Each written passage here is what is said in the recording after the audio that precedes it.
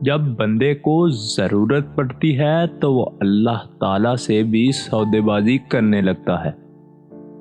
ہر کسی کو اپنی غلطی چھوٹی معلوم ہوتی ہے اور دوسرے کی دی ہوئی سزا بڑی۔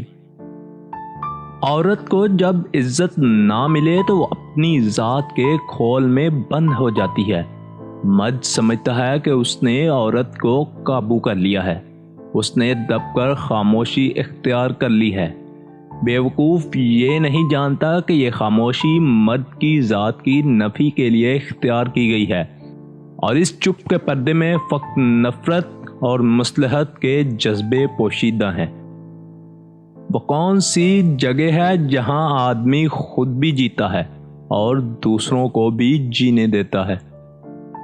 تم سوچو، اگر واقعی کوئی ایسا آدمی ہم سے بچھڑ جائے جس کے ساتھ زندگی گزارنے کو جی چاہتا تھا، تو اس کے فراق کی دیوانگی ہمیں کیا کچھ کرنے پر مجبور نہیں کر سکتی۔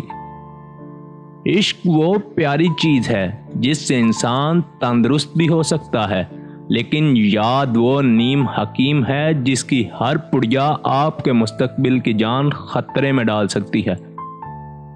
مرد چاہے کتنا ہی ہوشیار اور چالاک ہو، عورت کا کھیل اس کے لیے ہمیشہ حقیقت بنا رہتا ہے۔